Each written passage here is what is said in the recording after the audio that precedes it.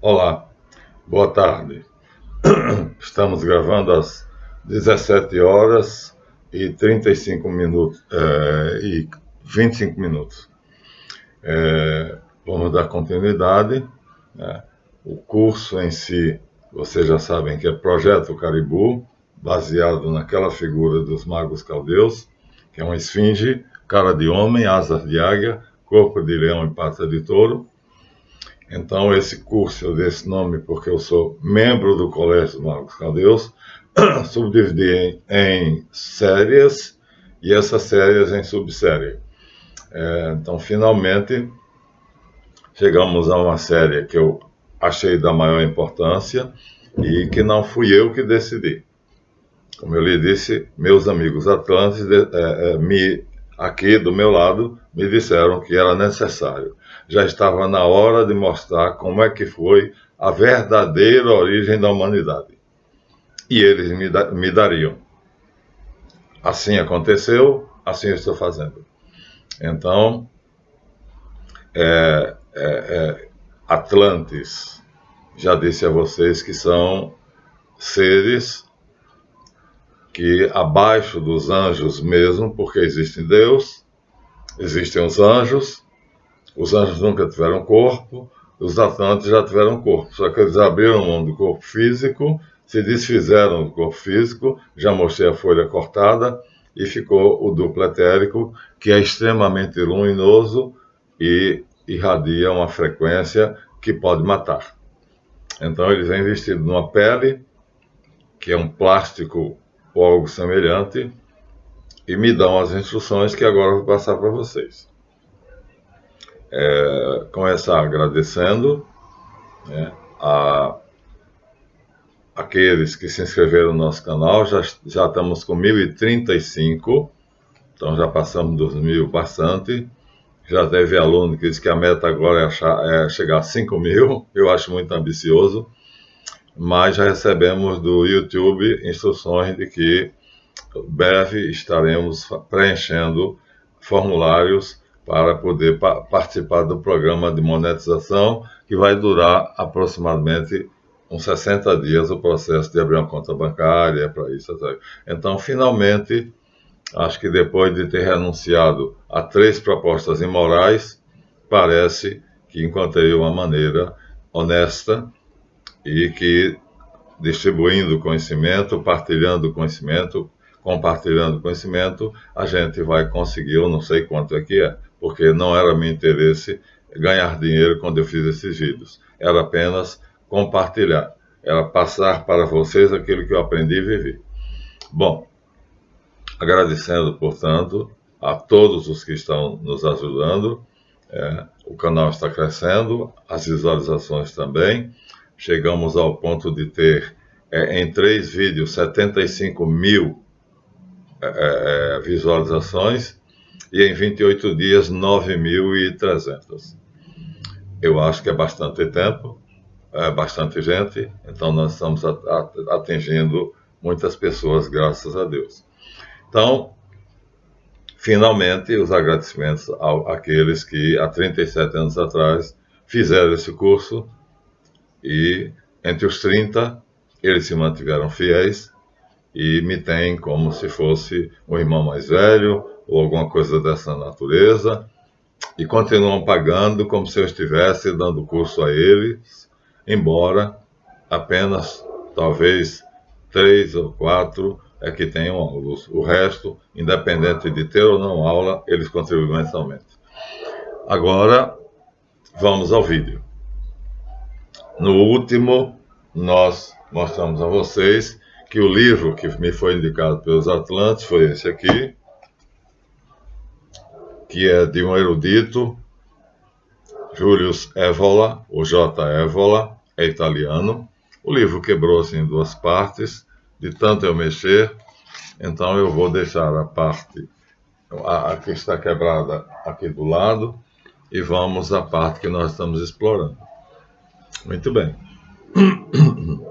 Tudo o que eu disse no vídeo anterior, eu acho que vocês se lembram, mas não será demais fazer algumas repetições para fixar. Então, nós não vamos começar aqui da introdução, nem do prefácio, nem de nada, né? Está marcado aqui. Vamos começar do que ele chama o ciclo olímpico, princípios e antecedentes. Ele chama de ciclo olímpico, porque ele também vai provar que os olímpicos, ou seja, os deuses do Olimpo, também eram atlantes e também existiam, né? Mas tornaram eles uma mitologia. Então, eu já tinha lido isso, que vou reler agora para vocês. O ciclo olímpico, página 19, estamos no início. Mas não vou reler tudo de novo, não. Só o que interessa.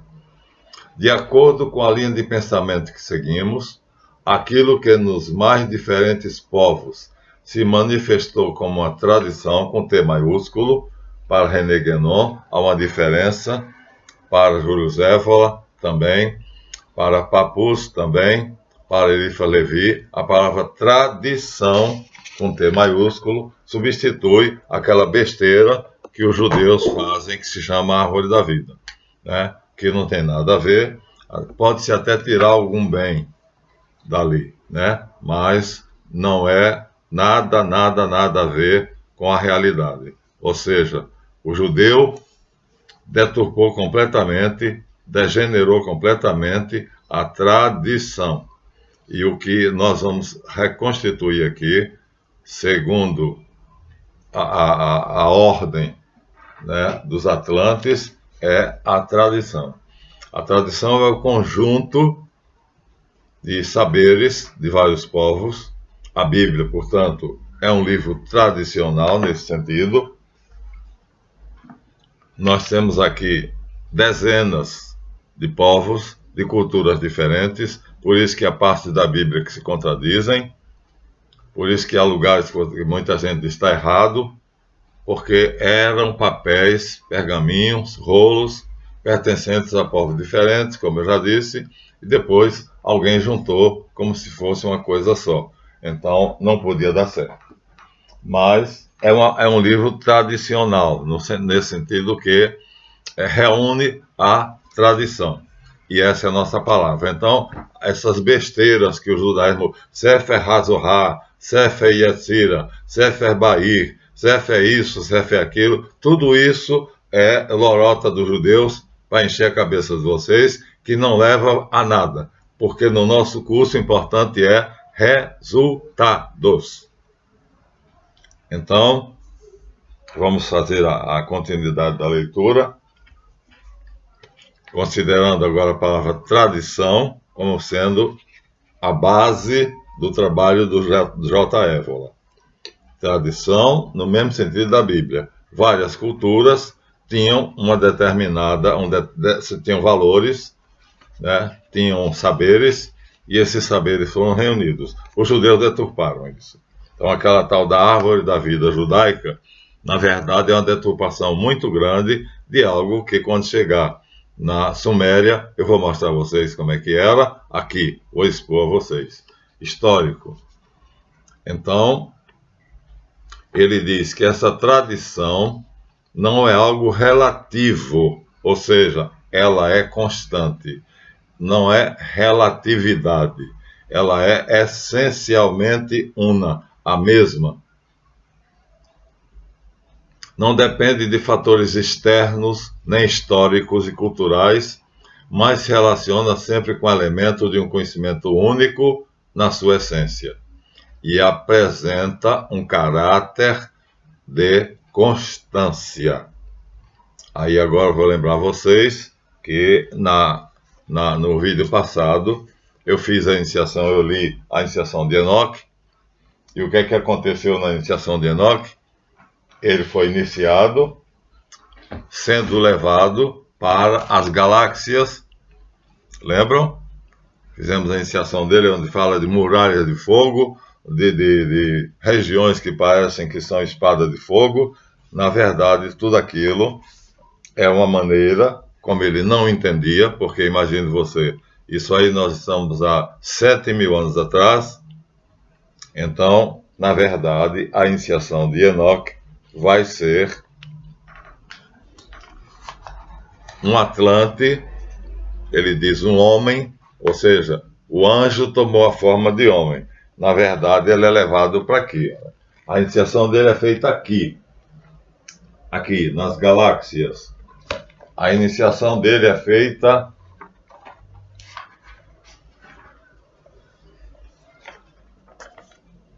aqui, nas montanhas que ele diz que tinham picos de fogo, ou seja, nas nebulosas, né? nas supernovas, nas explosões de estrelas. Então, essa é a iniciação. Eu fui iniciado assim. Por quem? Por Thoth. Então, pulando agora de Enoque, que veio para aqui, eu não vim para aqui, a minha iniciação foi um pouco menor. Então, Thoth, que geralmente é representado de um modo simbólico, mas eu fiz o retrato como ele apareceu para mim. Então, ele é representado assim, figura entre os deuses egípcios, a cabeça de um ibis, né? Porque é o símbolo do iniciador. O bastão de comando significa que ele tenha a capacidade de conduzir. A coroa de Osíris significa que ele está, vamos dizer assim, com a mesma coroa que o rei do Egito. E aqui na mão o Ankh, que é a cruz ansata. Desculpa, o Ankh é o bastão. A cruz ansata, que é uma cruz que não é como a cristã. Ela tem uma coisa como se fosse uma cabeça de um homem. Então, este é o personagem que simbolicamente os egípcios apresentam como sendo o Thoth. Mas não é assim que ele me apareceu. Eu tenho quadros, né? Não está aqui, isso aqui é uma agenda, não está aqui. Então eu tenho os quadros. Em algum momento eu vou mostrar a vocês como foi que eu desenhei ele para não esquecer. Agora, para onde ele me levou?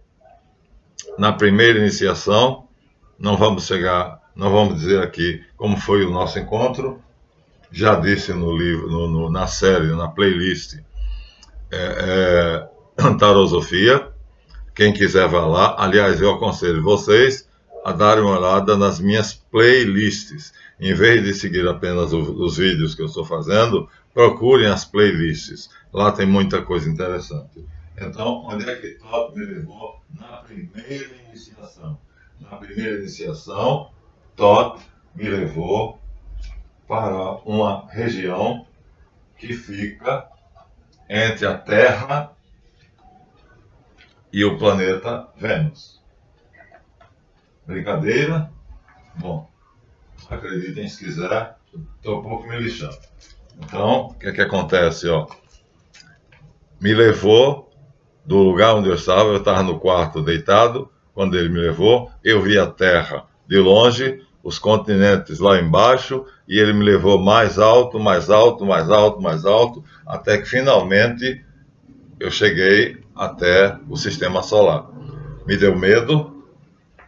Ele perguntou o que você sente, eu disse muito medo, porque eu via o sistema solar. Isso é a iniciação.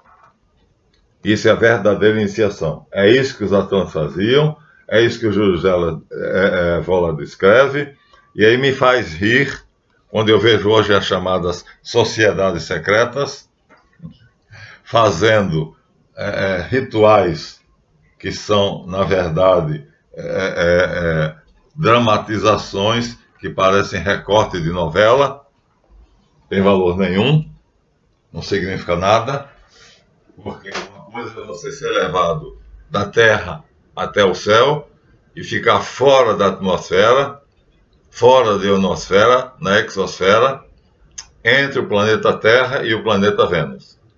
Você vê o sistema solar e me deu um calafrio.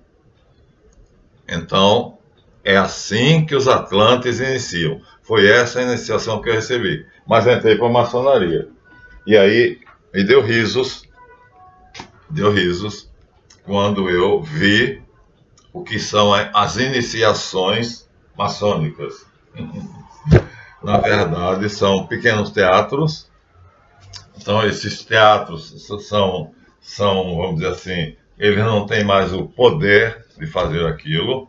Então, a maçonaria perdeu, ela perdeu a chave do poder.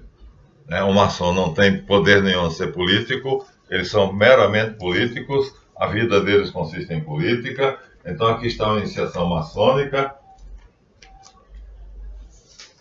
Aqui está, olha só, um monte de gente, um tapete. Esse tapete, um deles vai fingir que está morto deitando aí. Isso será a iniciação maçônica, ou seja, é uma paródia. Na verdade, é uma paródia que vai. Essa é a figura que é o Caribou. Ó. Essa figura é o centro de todo de nossa sabedoria. Agora já temos os Atlantes. Então, vocês veem a brincadeira que eles chamam agora é simbólica. A iniciação não pode mais ser como era, é verdadeira. Então ela agora é simbólica. Porque não podem, não tem capacidade. Quando eu faço a iniciação, eu levo a pessoa ao mesmo lugar que Toto me levou. Já fiz várias. Então, aqui está o mesmo quadro de outro ângulo. Agora que o cidadão já está deitado no chão. Aqueles que estavam vistos de costas, aqui já estão alguns de um lado, alguns de outro lado, e aí no centro o iniciador, que é o Bambambam, Bam Bam, que é quem manda tudo. Mas não tem poder bosta nenhuma, porque ele vai fingir que esse cara morreu e que ele vai ressuscitar. Fingir, como se fosse uma novela, como se fosse alguma coisa da natureza. Me faz rir. Eu não tenho outra alternativa senão rir. Só isso. Né? Mais nada. Então, as sociedades secretas, na verdade, são uma grande piada, porque essas iniciações simbólicas não levam a nada. Quando você vai para elas, você faz, e quando você sai delas, você não tem diferença nenhuma. Não mudou nada em você. Inclusive, nem explicam. É proibido, segundo a maçonaria, é proibido explicar a iniciação. Você faz uma coisa, que é um teatro, uma simulação, né, parecendo um pedacinho de uma novela da Globo, e no final, termina, pronto, vai embora, vai para casa, com o tempo você compreenderá. Quer dizer, é uma estupidez.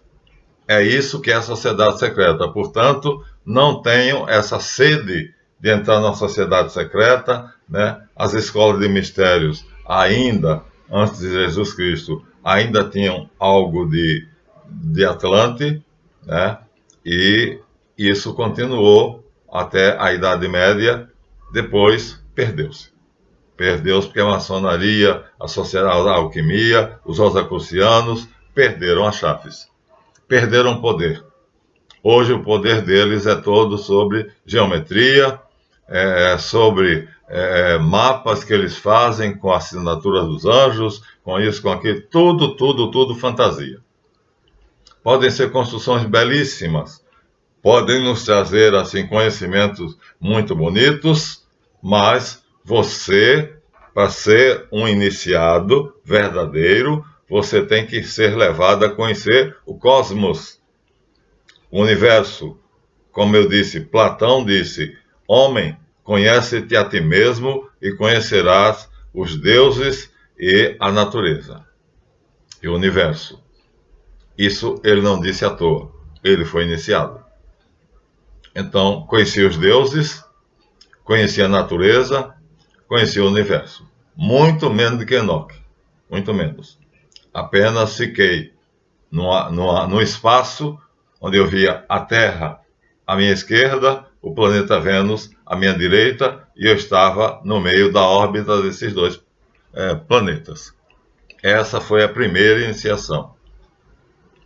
Essa foi a primeira. Então, é aí que acontece. E no caso das sociedades secretas, é uma palermice, né? Na verdade, seria a palavra certa, porque é uma fantasia onde você finge que você é um ator e está fazendo isso. Bom, mas vamos continuar o nosso livro e alertando vocês, portanto, que o que aqui se pretende é mostrar, segundo os atlantes me mandaram, o que é a verdadeira origem do homem, a sua evolução e por que é que ele chegou a esse estado. Porque tudo que nos contaram foi mentira. E tem a maioria das instituições. Eu odeio as instituições, porque toda instituição é mentirosa. O que ela faz? Ela faz com o sentido de se manter. Arrecada dinheiro, e arrecadando esse dinheiro, ela não dá nada em troca, a não ser você se reunir com pessoas e, se você tem uma pessoa influente, consegue um bom emprego. A mim foi oferecido 3 bons empregos, eu estaria ganhando 115 mil reais por mês, mas é imoral, era uma proposta moral. Agora não. Então, primeira coisa aqui que nós ressaltamos é isso. Então, não há nas sociedades secretas hoje a verdadeira iniciação. Não há. Não existe. Os bambambãs lá, grão-mestres veneráveis, seja o que for, né? Eles não têm mais poder para levar vocês. O Eduardo Churré fala da iniciação de Moisés, feita por Jetro, onde Moisés fica 4 ou 5 dias enterrado debaixo da terra, portanto, sepultado, e depois desses 4 dias ele é desenterrado e volta à vida. Ora, isso é comum na Índia. Isso na Índia hoje é comum. Então ainda existem lugares onde há verdadeira iniciação, mas não são nas sociedades secretas. Bom, falando ainda sobre a tradição, ele diz aqui mais alguma coisa. O ensinamento tradicional, no sentido da tradição T maiúsculo, nada a ver com o judaísmo, nada a ver com a árvore da vida, nada a ver com aquilo que o hermetismo usual ensina, porque uma coisa é Hermes. Hermes é simbolizado por esse personagem aqui. Hermes Trismegisto, o Tote. Mas acontece que quem toma o nome dele falsamente fala doutrinas herméticas. Hermética quer dizer fechada. Para eles, na verdade, hermética devia ser o que? Relacionado com Hermes. Então foi Hermes que me levou. Logo, eles deviam também poder levar vocês para conhecer o que? O universo.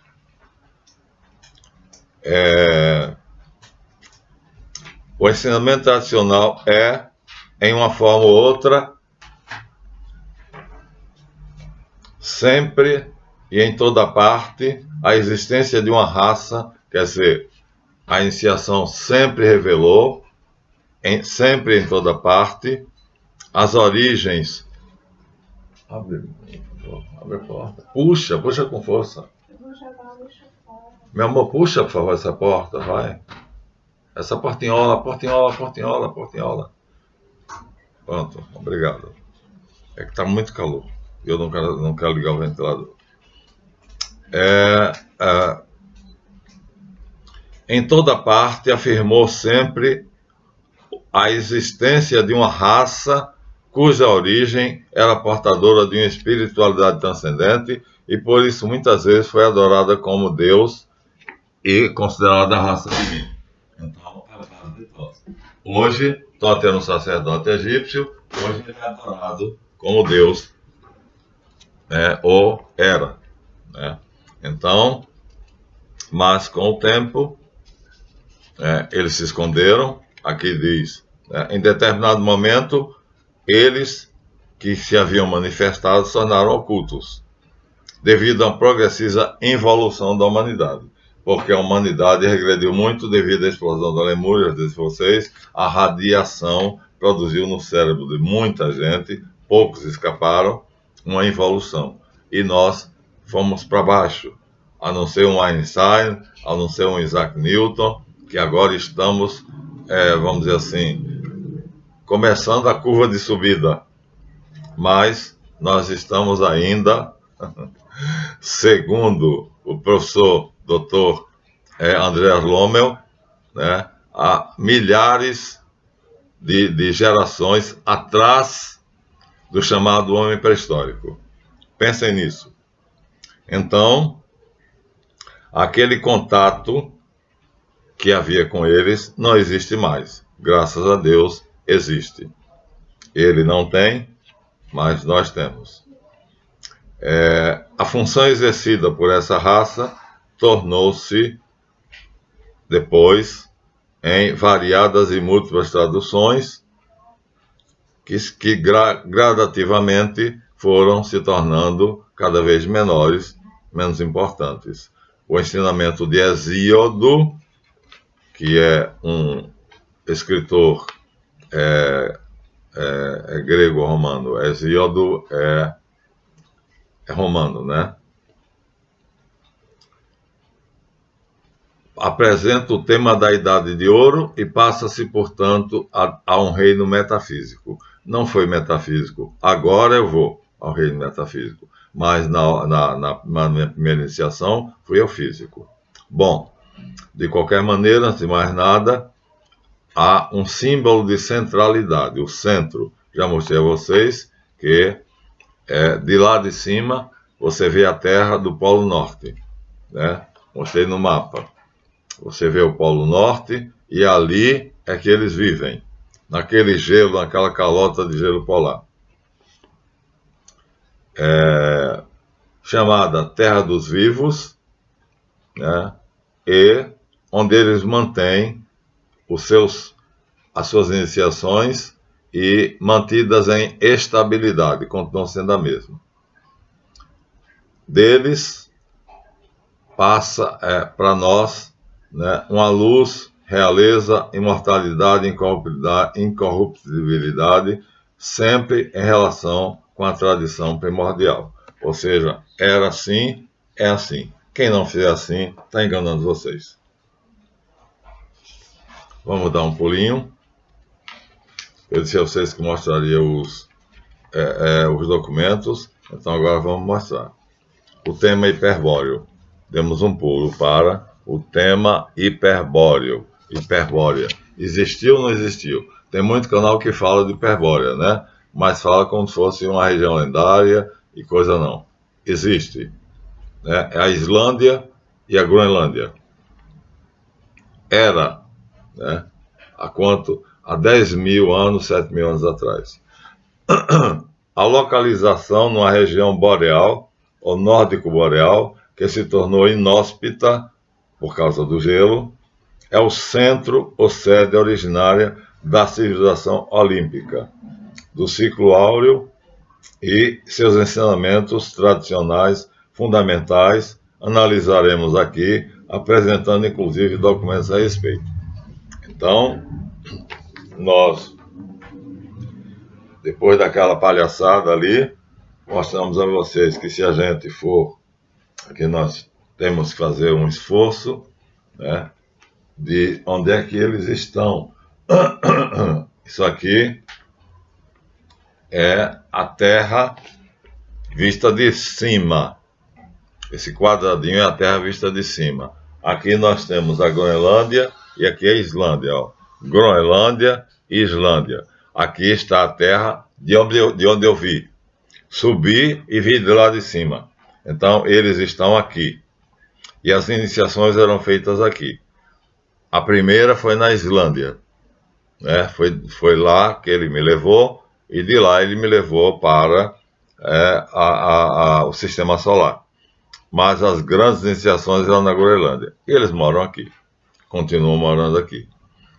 Chamado o centro. Por isso que em muitas civilizações vocês vão ver certos desenhos, vou mostrar aqui a vocês alguns, que reproduzem essa noção de centro. Por exemplo, aqui nós temos uma pessoa respeitável, Carl Gustav Jung, e aí ele estudou isso, né? Ele estudou isso, ele é psicanalista, ele é médico, e ele estudou isso, e existem certos símbolos que ele coloca aqui. Aqui, por exemplo, aqui, ó. Aqui, na verdade, é uma maneira artística, simbólica, de representar o Polo Norte. Então, o centro, onde fica o grande, né? Vamos dizer assim, não importa o nome dele, né? Os hindus chamam de Mahakohan, sumo sacerdote. Na loja maçônica ele vai tomar o nome de venerável ou grão-mestre, ou assim. E aí a irradiação, que significa o círculo de poder. Aqueles que estão mais perto, mais longe e mais longe. É uma organização muito semelhante ao exército, à igreja ou até mesmo a cor celestial. Então, é um símbolo, o círculo. E vai aparecer a palavra assim, círculo esotérico da comunhão do pensamento, né? Círculo de ciências herméticas. Só que aqui nós vamos encontrar uma coisa extremamente curiosa. Nós vamos ver, por exemplo, era proibido, segundo os atlantes, era proibido o governo de uma única pessoa. Então, todo ser, toda a civilização que eles influenciavam, aqui está o símbolo, é uma página da alquimia, mostrando que o homem tem que desenvolver sua parte feminina e a mulher tem que desenvolver sua parte masculina. A isso se chama androginato. O homem não vira mulher, nem vira homossexual, não, né? Nem a mulher. Aqui significa apenas o seguinte: o homem desenvolve a sensibilidade, que é o que caracteriza o feminino, o afeto, o sentimento, a emoção. E a mulher desenvolve a razão, a racionalidade. Então, tinha todas as cidades. Os sumérios nós temos aí, no caso sumério, vamos estar na história. Ali nós estamos em livros que quase não existem, né? Ele teve acesso porque ele é um erudito, mas então tinha que ser um homem e uma mulher. A mulher tinha a sensibilidade de avaliar uma situação e o homem a razão, a maneira racional de ver as coisas. Então, não era permitido pelos atlantes que nenhuma civilização fosse governada apenas por um homem ou apenas por uma mulher. Aqui nós temos uma coisa interessante, né? Você vê o símbolo da Volkswagen, não? É um centro, é uma roda com dois Vs, ó. Um V aqui e um V aqui. O V que Churchill falava de vitória, mas esse V não é de vitória. E aqui termina formando um W, né? Um W, né? Vocês vão ver na história que ele vai contar, né?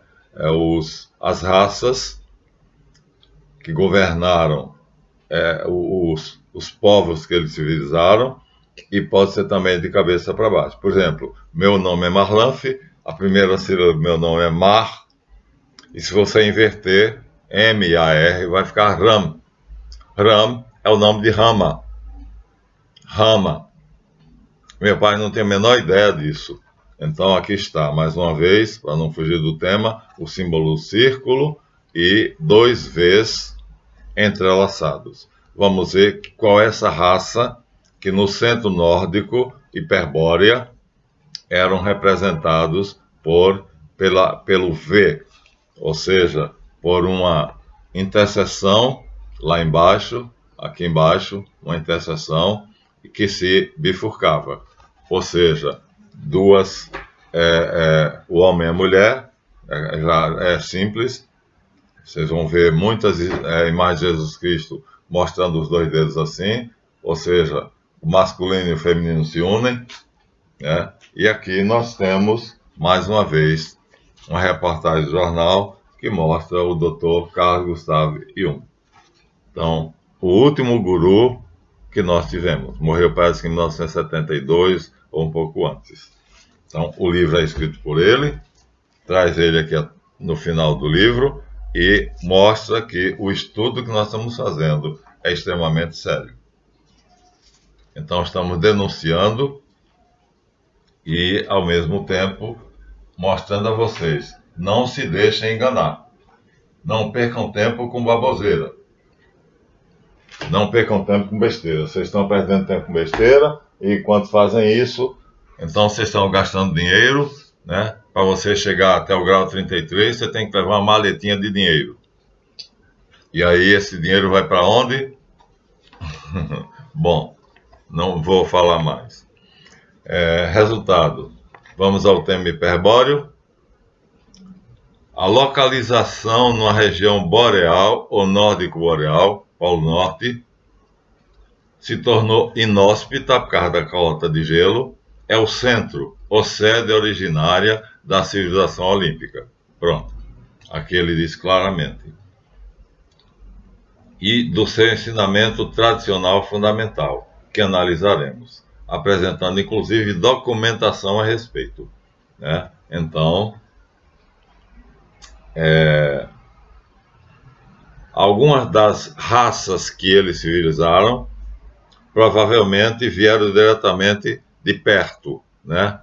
Noruega, Suécia, Inglaterra. Na última aula nós falamos da Inglaterra, aqui vamos falar novamente, né? Os anglos, e como pátria de origem, né? E tinham como iniciadores os atlantes ocidentais, onde se constitui uma espécie de imagem do centro, que se chama centro nórdico.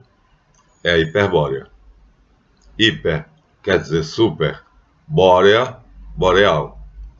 Então, boreal é no norte e astral é no sul. Então, a hiperbórea existe. Só que agora vocês não veem mais eles, porque eles abandonaram o corpo físico. Estão em corpo etérico, ou seja, em corpo puramente energético. Muito bem. Então,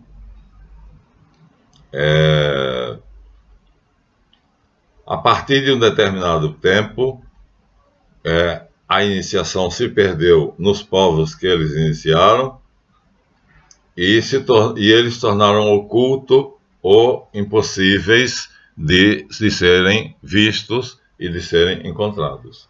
Mas, essencialmente, trata-se sempre da transposição de uma história super histórica sob a aparência de uma realidade ou de um centro espiritual, aquele vitral latente ou invisível de ideias que se refere ao tema hiperbóreo. Trata-se essencialmente, agora vamos lá, das tradições que se referem a Avalon. Agora estamos em Arthur. Avalon é a capital do reino de Arthur. Na verdade, é uma palavra, nunca existiu um lugar chamado Avalon. É uma das palavras para simbolizar a hiperbórea. Avalon é hiperbórea, né? São a mesma coisa. O centro nórdico atlântico, né? A ilha de vidro, porque ninguém conseguia penetrar, ninguém conseguia entrar, tinha uma placa energética transparente. Então, vamos tratar essencialmente das tradições que se referem a Avalon, aos Tuatha de Danann e também ao próprio reino Arthur. Então, aqui nós temos o Arthur original. Eu não sei se vocês sabem, mas a Inglaterra fez uma safadeza. Primeiro, agora, a rainha, né? Que era de uma família chamada Coburg-Gotha, alemã. E ela inventou, junto com Rothschild e outros canalhas, ela inventou um nome falso de Windsor, e aí foi para a Inglaterra e disse que era descendente do rei Jorge lá e assumiu o trono, e aí agora é Charles, né, que é o rei da Inglaterra, da dinastia de Windsor. Então essa canalice tem que acabar. Então as iniciações são fantasias, são coisas fantasiosas, você faz e depois não tem resultado nenhum. Conheço maçons que têm 60 anos de maçonaria, deixa de ir, não conseguiu nada, a não ser um bom emprego ou se corromper e ficar rico. Não é isso que nós queremos. Queremos exatamente dizer a vocês agora a verdade, que o nosso Júlio Zévola fala. Então, sinto muito, viu? Mas não posso deixar de ser contundente. Então, Avalon é a mesma hiperbórea e lá estão os Tuatha de Danann, ou seja, perto, na Noruega, na Irlanda, e aí nós chegamos na Inglaterra. Mostramos a vocês o mapa da Inglaterra e mostramos ele próximo. É importante porque foi um dos países onde nós temos mais detalhes de como era a iniciação. No mapa mundi já mostramos, ele aparece numa pontinha aqui. Aqui está o mapa mundi, África, Austrália, Américas. Mas quando a gente vai mais para perto, a gente se aproxima, então nós vamos ver, aqui são as Américas, não nos interessa, vai ser depois, aqui na América do Sul, né? Inclusive na Amazônia existe uma cidade, né? É uma cidade na selva que o governo brasileiro não permite que se explore. Os arqueólogos não têm direito de escavar, né? Ratanabá. Então aqui nós temos o mapa que nós queremos. Então aqui, nesse mapa, então está a Inglaterra, com o nome de Reino Unido. Vejam que aqui o Oceano Pacífico é onde estava a Lemúria. E aqui no Oceano Atlântico é onde estava a Atlântida. Então, nós vamos encontrar aqui a Islândia, que foi para onde eu fui. Foi de lá que ele me levou. Primeiro ele me levou para lá, né? E aqui está vários outros lugares que eles tentaram civilizar, mas a gente vai ver aos poucos cada um deles. De qualquer maneira, o que nos interessa é isso aqui. O Reino Unido, a Grã-Bretanha, os anglos, que tem uma história do rei Arthur verdadeira, que é o que nós vamos agora ver, e uma falsa, começou na Idade Média, criada, inventada pelos frades cristãos. Então, os frades e monges cristãos criaram uma lenda de Arthur, quando na verdade existiu, de fato, né, o verdadeiro Arthur. Então, o Arthur que os frades criaram é uma fantasia. E aí a tábua redonda, e a gente assiste os filmes e fica maravilhado. Da mesma maneira que ficam maravilhados diante do castelo de Windsor, que na verdade é Coburg-Gotha, uma dinastia alemã. Bom, o que é que acontece? O que acontece é a Historia Britannorum, é o nome de um livro, viu? Em latim quer dizer História da Britânia, da Bretanha. Começa dizendo a primeira dessas raças, que é os Fomoros, gigantes ou seres obscuros e monstruosos, assimilados significativamente nos elementos cristianizados da saga dos gigantes antediluvianos na Bíblia. Então, descendentes de Cam e de Caim. Esses Fomoros, ou seja, os gigantes, são o equivalente da natureza elementar dos gigantes, contra os quais, na tradição nórdica dos Edda, é uma coleção de livros, estão os Azi, os heróis que vão lutar contra eles. Representam a força de um ciclo da Idade do Bronze, ou seja, aproximadamente volta do ano 3000,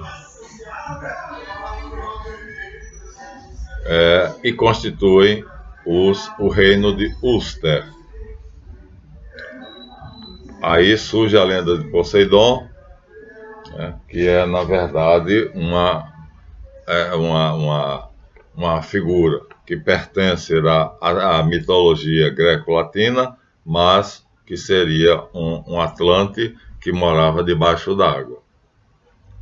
Depois eles saem debaixo da água, né? Atlântida tinha uma colônia que era debaixo d'água, Príncipe Submarino, por exemplo, era um super-herói, e eles vão para o Monte Olimpo. De qualquer forma, mas vamos ver uma coisa, vamos ver que a Bíblia menciona isso. Esses gigantes, né, que ali fala, que são os Nefilim, a Bíblia se refere a eles. Então você vê que a Bíblia é um livro que a gente tem que compreender. E não se pode explicar a Bíblia pela Bíblia exatamente por causa disso. né? Aqui diz: quando os homens se multiplicaram sobre a terra e geraram filhas, ali, escolheram como esposa todas aquelas que lhes agradaram. Javé, agora aqui o nome do chefe, né, dos Atlantes e dos anjos, os Atlantes são subordinados aos anjos, já tem um nome. Javé significa o sendo.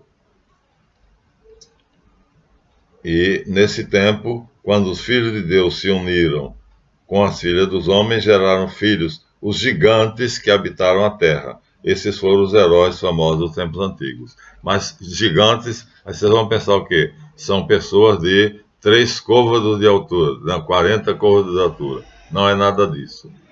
Você vai ver aqui, mais adiante na Bíblia, você vai ver quem eram esses gigantes. E você vai ver que não tem nada a ver com a gigantes mesmos, né? Aqui ele vai dizer: depois do dilúvio, esta é a geração de Noé. Noé é um personagem que é um nome falso, né? Porque Atrahasis, em algumas tradições, já falamos aqui para vocês, né? Não, bom, nós vamos ver aqui. Então, cada tradição dá filhos de Jafé, Gomer, Magog, Madai, mas não quero isso aqui. Filhos de Cam, Cuc, Mizraim. Mizraim é o nome do Egito na Bíblia. Então foram eles que fundaram o Egito. Canaã, então a famosa terra de Canaã. Cuc, também. Revilá, a Bíblia fala que havia os rios que corriam pela terra de Revilá. Cuc gerou Nimrod, que foi o primeiro valente da terra, um gigante. Nimrod não era um gigante, era um homem de altura maior do que o normal e que tinha uma força descomunal. Só isso. Então, por quê? Porque eram descendentes dos Atlantes que se rebelaram, dos Lemurianos, aliás. Não houve Atlante rebelde. Os Lemurianos é que se rebelaram. E a tendência dos Atlantes, então, era isso. O V ali significa 2 raças, né? Porque a Lemúria teve rebeldes que se tornaram contrários à ordem e que queriam dominar e subjugar o seu semelhante. E os Atlantes são verdadeiros herdeiros lemurianos, vão tentar fazer com que esses homens sejam civilizados e não façam isso. Então aqui dá o nome de um, especificamente Nimrod. Se você tiver a descrição de Nimrod, você vai ver que é um homem comum, como qualquer outro. Como Nimrod, valente caçador diante de Javé. As capitais de seu reino foram Babel, a torre de Babel, Araque e Acade. Meu Deus do céu, Acádia faz parte da Pentápole, né? Dessa serra saiu Assur, que construiu Nínive, e os filhos de Anam, Lab, etc. Canaã gerou Cid e vai por aí adiante, e os nomes são outros, né? Porque o Tinapstim é o herói que vai aparecer primeiro. Aqui equivaleria a Noé. Então você vê que a Bíblia tem e fala dos Nefilim, que seria a mesma coisa dos gigantes. Então veja, a Bíblia não pode ser desprezada, porque ela é um livro tradicional. Agora, o problema é saber interpretar. Então nós temos aqui, no livro de Mircea Eliade, A Tradição de Todas as Eras, nós temos 2 páginas, ele aqui faz uma compilação, ou seja, partes, como a Bíblia, é um tipo de Bíblia, né? É um livro que reúne tradições. Ele faz, na primeira parte, ele faz a origem do mundo, a criação do mundo pelos deuses, com o nome de Cosmogonia Mesopotâmia, já demos a vocês, quando no princípio não existia choça, nem terra, nem homem, e aí nós já demos para vocês, mas agora vamos dar outro gigante, famoso, aqui Mircea Eliade dá esse segundo gigante foi muito famoso, e o nome dele é Gilgamesh. Então, já nós vamos encontrar lá na Suméria, né, os poemas para Gilgamesh. Gilgamesh em busca da imortalidade. Gilgamesh existiu, do mesmo jeito que Nimrod. Noé existiu, só que é um nome diferente. Os nomes eles mudam à vontade, né? Atrahasis ou Utnapishtim. Então, dependendo da civilização, eles vão mudando de nome. Então, aqui ele diz, como Gilgamesh era forte, vou ler para vocês a síntese, para vocês verem o que era um gigante. Embora escrita originalmente em língua acádia, a epopeia de Gilgamesh foi traduzida para diversas línguas do Oriente Próximo e tornou-se a criação literária mais famosa dos antigos babilônios. Gilgamesh é rei de Uruk, uma das 5 cidades, Ur, Uruk, Lagash, Nippur e Eridu. Abraão saiu de Ur e aqui ele é Uruk. É 2/3 Deus e 1/3 homem, ou seja, dizendo que ele tinha ainda qualidades atlantes, ainda tinha alguma coisa de imortal, mas o 1/3 homem morreria, e ele queria transformar esse 1/3 homem em divino também. E é como um boi selvagem, ou seja, muito forte. Quando a história se inicia, os nobres de Uruk estão apresentando aos deuses queixas de que Gilgamesh, com seu poder, era o desassossego pela sua arrogância e desgraçando as moças da cidade. Ele era um tarado. Sua mãe, a deusa Aruru, que vai pertencer justamente quando a gente chegar lá na Suméria, ela vai aparecer, a mãe de todas as deuses, é uma prostituta sagrada que domestica Enkidu e o torna humano. Aqui já aparece outro gigante, chamado Enkidu, que vai se tornar irmão, por juramento, de Gilgamesh. Então, olha, Nimrod aparece na Bíblia. Depois aparece Kuk, depois aparece, um aluno me pediu para falar detalhadamente sobre a Torre de Babel, mas não vai poder ser aqui, que já dão 52 minutos. Então, uma prostituta sagrada encontra outro gigante, que é chamado Enkidu. E ele se encontra com Gilgamesh, os dois começam numa luta, depois se tornam irmãos. Sempre em busca de aventura, Gilgamesh sugere a Eridu certo dia viajarem para distantes florestas de cedros para matarem Huvava, o guardião da floresta, um ser que devia ser extremamente poderoso. Gilgamesh sozinho não teria força para isso, mas com Enkidu ele tem. Enkidu inicialmente se opõe, dizendo que a viagem é perigosa, e Havava é extremamente feroz. Mas Gilgamesh está resolvido e finalmente os dois se põem a caminho. O empreendimento é bem sucedido e os dois voltam cobertos de glória. Mataram um gigante mais forte do que cada um deles, os dois juntos. Mas Enkidu tem um mau presságio. Quando estão voltando a Uruk, a deusa Ishtar, que vai aparecer lá, né, Astarteia, você vê que aqui aparece, nós estamos na civilização suméria, se apaixona por Gilgamesh e propõe casar com ele. Ele a recusa, lembrando que ela matou seus amantes anteriores. Ela se enfurece e faz Anu.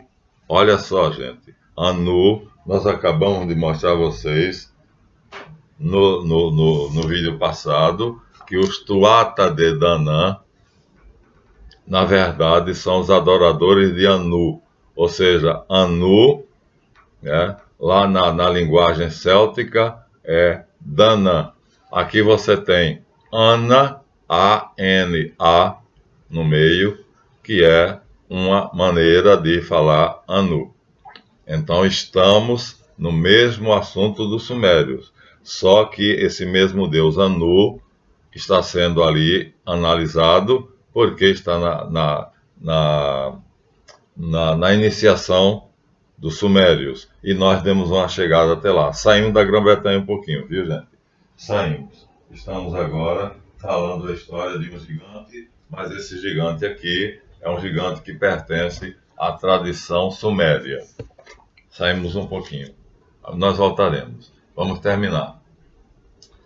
A morte de Enkidu, feita por Istar, para se vingar de Gilgamesh, faz com que Gilgamesh fique triste e pense na própria morte. Isso o desorienta e aterroriza. Ele vai querer transformar a terceira parte dele humana em divina também. Então ele busca imortalidade. E ele vai falar de Utnapishtim, é o primeiro Noé, que foi um ser que depois do dilúvio, os deuses deram a ele a imortalidade. Ele vai, encontra Utnapishtim conta a sua história e diz, mas os deuses disseram que eu era o único que teria essa condição. Ninguém mais. Em todo caso, existe uma flor numa caverna, você terá que atravessar um braço de mar e chegar nessa caverna, vai encontrar essa flor, olha só, a árvore da vida do Gênesis 2. Tudo está em tudo. Então, Gilgamesh, afinal, está muito cansado, decide descansar e adormece. E aí é que é o problema. A flor está lá, mas a serpente, que é exatamente a própria Star, come a flor. Então, Gilgamesh, quando chega lá, percebe que a flor não está, a serpente comeu. Olha, é parecido. No mito bíblico, a serpente é quem induz Eva a pecar. Aqui, no mito sumério, a serpente é quem come a flor da vida. Gilgamesh fica sabendo da existência da planta maravilhosa, mas que cresce depois que ele atravessa o mar, mas não consegue obter a planta porque se deteve para descansar. Uma cobra comeu-a. Então a serpente do Éden aqui aparece. Então eu disse, a Bíblia começa na Suméria. Aqui está. Um episódio extremamente semelhante. Completamente frustrado, Gilgamesh regressa a Uruk, seu reino, e o texto termina quando ele, com orgulho, mostra sua cidade a outros gigantes, ou seja, outros homens fortes como ele. Então, aqui está em resumo a epopeia de um gigante, Gilgamesh. Nós não temos esse detalhe sobre Nimrod, né? Gostaríamos de ter, mas não temos. Mas Mircea Eliade, no seu livro, ele dá detalhadamente o resumo da história de Gilgamesh, porque entre as tabuinhas do palácio de Nabopolassar, no Nabucodonosor, foi encontrada a história dele toda. Então, Nimrod deve ter uma história semelhante, e eu vou falar no próximo vídeo o que é a Torre de Babel, a pedido de você, meu amigo visualizador. Vamos falar detalhadamente o que é, tá? Então, tá aí, eu quero um gigante, um homem extremamente forte, que ele descreveu ali como sendo 2/3 Deus e 1/3 humano. E ele queria ser totalmente divino. Então, não são gigantes, são seres de uma altura maior do que a nossa. Eu tenho 1,80 m, ele devia ter 2,20 m ou coisa dessa natureza, mas de uma força brutal. Né? Então, o que acontece? O que acontece é que, com base nesses livros, origina-se também uma relação com alguns objetos místicos dos quais falaremos. Esses objetos místicos vão estar no tarô. Ele vai dizer aqui, vou dar uma pulada, e esses objetos místicos que eles usavam, eles não tinham deuses, os Atlantes não têm deuses, eles usavam esses símbolos, é o quê? Então, no texto conhecido pelo nome de Battle of Magnitude, parágrafo 30 e 36, olha, é documento. Está narrado que os Tuatha, ou seja, os adoradores de Anu, mas aqui na Irlanda, tanto faz. Então, os sumérios adoram Anu, a Bretanha adora Anu. Então, ele é um Atlante e reina sobre vários povos. Então, eles têm na sua sede nordo-atlântica, ou seja, no Polo Norte, uma pedra, uma lança, uma espada e um recipiente.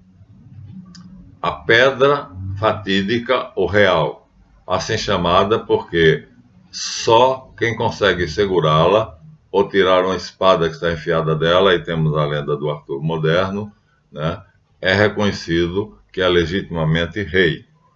Então, a pedra é uma pedra, aqui diz apenas uma pedra. Depois vem a lança de Lug, deus do raio, do qual se fala que nunca nenhuma batalha foi perdida. Aqui já chegamos a Zeus, a mesma coisa, né? Um raio devia ser como Elias. Na Bíblia, Elias é capaz de fazer cair fogo do céu. É só, agora não vai dar nesse vídeo, mas Elias traz fogo do céu. E a espada de Nuadu é outro Atlante, e o recipiente de Dagda, que magicamente aparece nele aquilo que você deseja.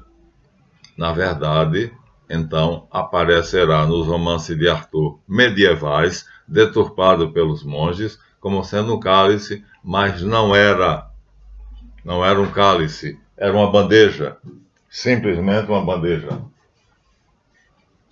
É que nós colocamos.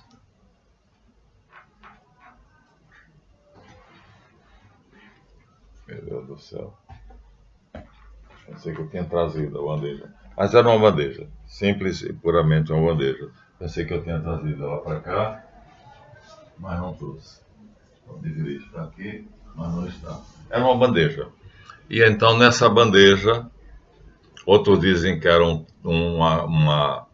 chifre de carneiro, e dali de dentro saiu o que você desejava. Dinheiro, comida, o que você quisesse, né? Então, são 4 objetos que você vai encontrar nos estudos de Jung sobre o tarô. Aqui está, com o título de O Estudo das Cartas do Tarô. Simbolicamente, aqui nós temos a bandeja, chamada Ouros, porque na verdade era um prato de ouro. Aqui nós temos algo simbolizando a lança de Lug, que não aparece como lança, aparece como sendo uma massa. Aqui nós temos o recipiente, que termina virando uma taça. Aqui tem 2 taças. E a espada. Então nós temos aqui no tarô, ainda hoje, os 4 símbolos das iniciações. Logo, quando eu falo em tarosofia, eu vou apresentar isso aqui. Isso era uma revista da época quando eu comecei a estudar. Então, é sério, é muito sério, e ele está dando o nome do documento em que isso está. Vou ler. O texto conhecido pelo nome de The Battle of Mag-Turid, a Batalha de Mag-Turid, né, no parágrafo 36, narra que os tuatas tinham em sua sede 4 objetos: a pedra real, a lança de Lug, que vira ali paus, um pedaço de madeira, a lança de Lug, né, então deus do raio, aí nós já vimos que ele se equipara a Zeus. A espada invencível de Nuadu, que vai aparecer no tarô como espadas mesmos, ouros, espadas, copas e paus. E, enfim, o recipiente de Dagda, que é, na verdade, uma bandeja de ouro, que magicamente sacia com seu conteúdo qualquer quantidade de guerreiros e produz aquilo que você deseja que ela produza. Até, inclusive, uma pessoa morta, ela ressuscitaria. Então, esses objetos do Tuatá reaparecerão em correspondentes objetos do ciclo do Graal, mas aparecerão no tarô. Então, tudo isto é no verdadeiro romance do verdadeiro Arthur, em Avalon. Avalon seria a Grã-Bretanha, as ilhas próximas da Grã-Bretanha.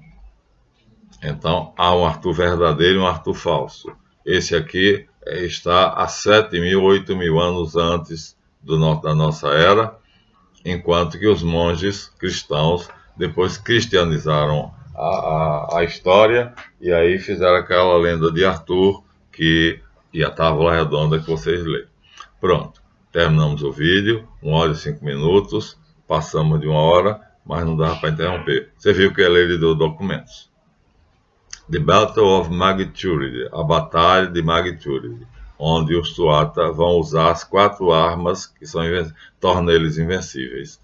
Então, os Tuatha vão ser uma raça especial que vão lutar para conquistar os maus, que são chamados Fomoros, equivale aos gigantes da Bíblia. Isso já fica para o próximo. E são esses gigantes que vão construir a Torre de Babel. Tá bom?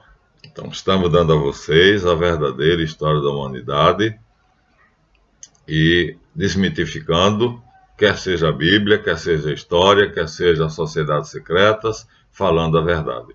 Esse é o canal da verdade. Até o próximo. Obrigado a vocês pelas visualizações e tenham uma boa visualização.